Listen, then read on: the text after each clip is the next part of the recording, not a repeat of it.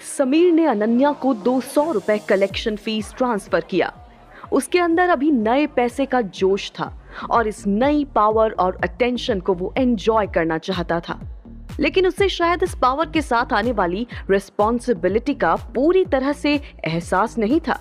फिर समीर के मोबाइल पर सिस्टम का नोटिफिकेशन आया और उसके पैरों तले जमीन ही खिसक गई। अलर्ट डियर होस्ट, आपने 99 करोड़ रुपए का ट्रांजैक्शन किया है, जिसके लिए सिस्टम आपको दे रहा है स्पेशल रिवॉर्ड, एक टास्क गिफ्ट बैग और अमीरों के शॉपिंग मॉल का अनलिमिटेड एक्सेस, और साथ ही अनलॉक करता है आपका अगला टास्क। और आपका अगला टास्क है दिल्ली की 10 सबसे अच्छी प्राइवेट कंपनियों को जोड़ना और उनकी मार्केट वैल्यू को डबल करना।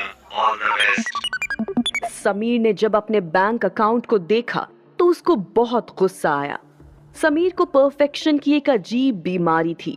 उसे अपने बैंक अकाउंट में घट रहे फिगर को देखकर अजीब सी बेचैनी हो रही थी, लेकिन वो अपनी इस फीलिंग को किसी के सामने शो नहीं कर सकता था, वरना फिर से सब उसका मजाक उड़ाने लगते।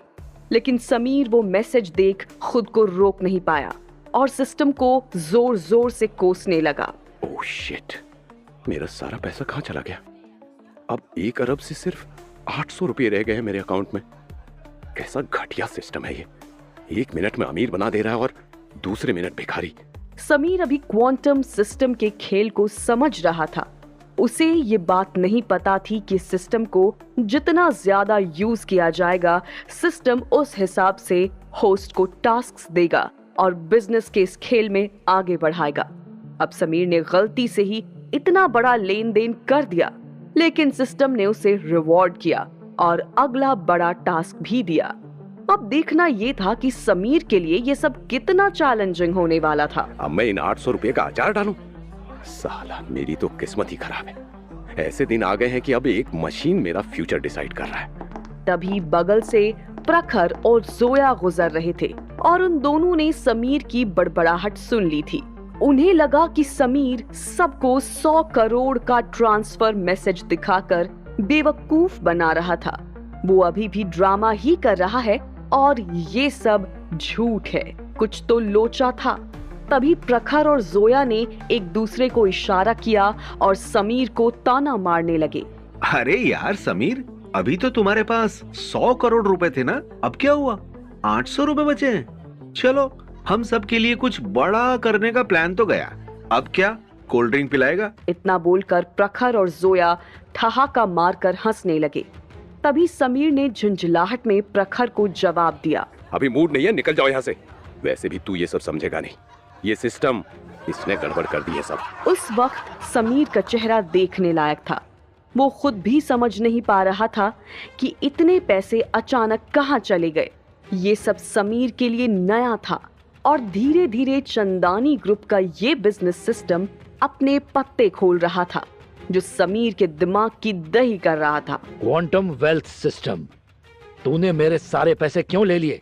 वापस कर पैसे। अलर्ट डियर होस्ट, अभी आपके इमोशंस बहुत अनस्टेबल हैं। सिस्टम आपको एक लंबी और गहरी सांस लेने की एडवाइस देता है। बिजनेस करने के लिए शांत रहना और सिस्टम का सही इस्तेमाल करना बहुत जरूरी है।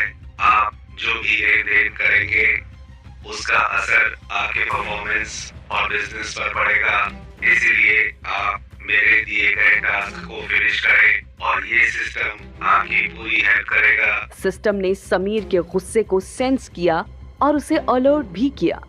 सिस्टम की ये वार्निंग समीर को ये बताने की कोशिश कर रही थी कि टेंशन या गुस्सा करने की जरूरत नहीं है, वरना इसका असर बिजनेस पर पड़ेगा।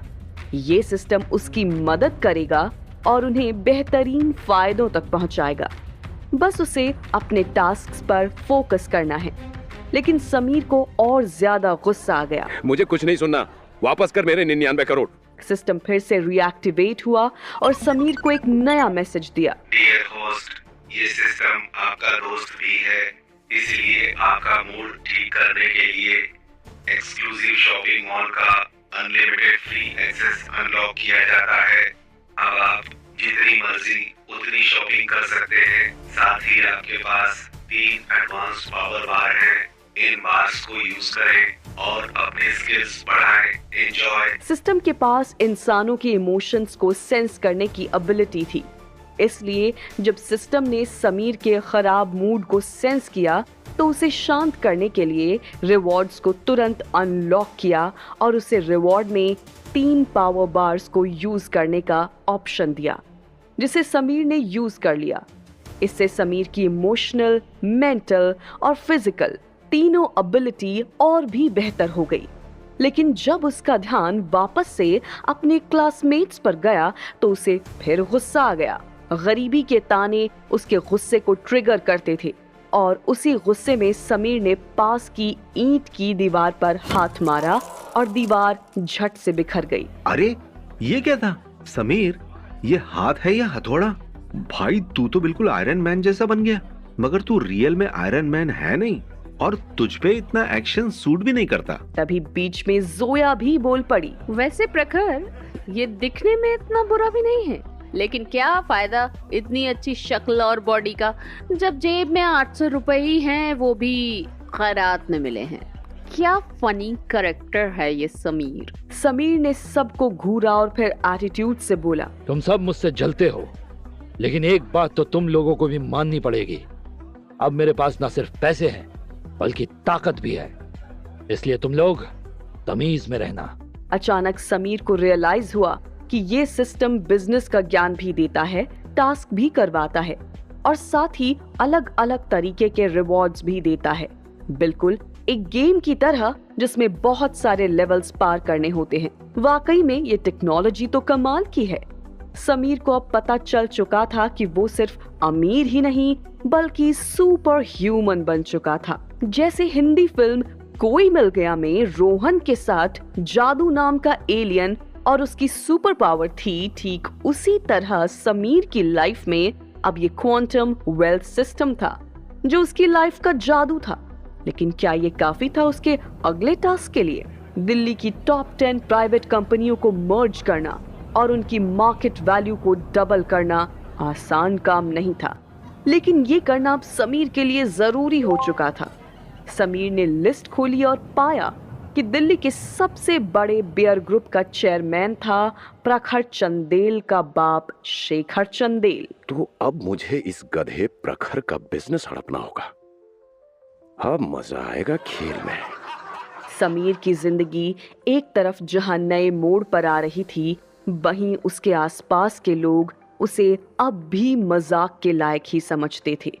उसे अभी भी कोई बहुत सीरियसली नहीं ले रहा था, क्योंकि सबको उसके अमीर होने पर पूरा भरोसा नहीं था। समीर को इस मजाक का मुंह तोड़ जवाब तो देना ही पड़ेगा, क्योंकि वो रुकने का नाम नहीं ले रहे थे। अरे यार, ये दीवार जो तोड़ी है उसका क्या? तेरे पास तो सिर्फ 800 रुपए बचे हैं। अब जुर्माना कैसे भरेगा? या फिर सच में हम सबको कोल्ड ड्रिंक पिलाएगा? तुझे कोल्ड ड्रिंक ही पसंद है ना? बता कितनी बोतलें चाहिए? भाई, अगर मेरे पास तेरे जैसे पैसे होते तो मैं पूरे स्विमिंग पूल को कोका कोला से भर देता और फिर उसमें तैरता। समीर ने धीरे से ठाकुर साहब को एक मैसेज किया।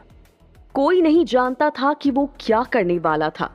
दूसरी तरफ अनन्या को समीर का इस तरह से मजाक उड़ते हुए देखना बिल्कुल पसंद नहीं था। वो श्योर नहीं थी कि समीर असलियत में अमीर है या नहीं, लेकिन वो जानती थी कि वो एक अच्छा लड़का है और होनहार भी। वो गुस्से में प्रखर की तरफ चलकर जाती गई। प्रखर, तुझे बोर्ड की डील करनी थी ना? किया क्या कुछ? हमारी क्लास के लिए बोर्ड की अरेंजमेंट करने की रिस्पॉन्सिबिलिटी तेरी थी। अनन्या ने प्रखर को डांटते हुए कहा। अरे हाँ अनन्या, सब अरेंज कर दूंगा, लेकिन मेरी एक शर्त है। बाद में जब हम वोटिंग करेंगे तो तू मेरे साथ चलेगी, ठीक है? प्रखर चंदेल, जो अमीर घर का बिगड़ा लड़का था, वो अपने बाप के पैसे पर उछलता था, क्योंकि उसने असली दुनिया नहीं देखी थी। उसे लगता था अनन्या को वो अपनी अमीरी के दम पर जीत सकता था। मैंने बोला ना, ये क्लास के लिए है, और वैसे भी मेरे साथ जाने वाला पहले ही फिक्स है, तो तू टेंशन ना ले। अनन्या की बात सुनकर सब उसके जवाब का वेट कर रहे थे कि आखिर वो बोट पर किसके साथ जाना चाहती थी। अनन्या ने कबाब की एक प्लेट समीर की तरफ बढ़ाई और बहुत ही रूखे अंदाज में प्रखर को जवाब दिया, मैं समीर के साथ जाऊंगी। अनन्या के मुंह से अपना नाम सुनकर समीर थोड़ा सरप्राइज होकर सोचने लगा। मुझे बोटिंग पर, वो भी अनन्या के साथ? ये सब क्या हो रहा है? समीर मन ही मन बहुत खुश हो रहा था, लेकिन बाहर से खुद को न्यूट्रल दिखा रहा था, क्योंकि अनन्या से उसे ऐसी उम्मीद सपने में भी नहीं थी। शायद उसकी नई पावर और स्टेटस ने ही ये असर डाला था। फिर थोड़ी देर बाद प्रखर का ड्रामा खत्म हुआ, लेकिन स्टूडेंट्स अब भी समीर को शक की नजरों से देख रहे थे। और तभी तेज हवा चली और फार्म हाउस की छत जोर से बजने लगी। एक प्राइवेट हेलीकॉप्टर आसमान से उतरने लगा। बड़े बड़े ट्रक, एक्सकेवेटर भी पहुंचने लगे और देखते ही देखते नपाई और खुदाई शुरू कर दी गई। मगर ये तो सिर्फ शुरुआत थी समीर की नई किस्मत की। अब वो अगले पड़ाव की ओर बढ़ रहा था। समीर मन ही मन मुस्कुराया। उसके अंदर एक नया जोश था। अब आगे क्या होगा? क्या वो अपने टास्क पूरे कर पाएगा?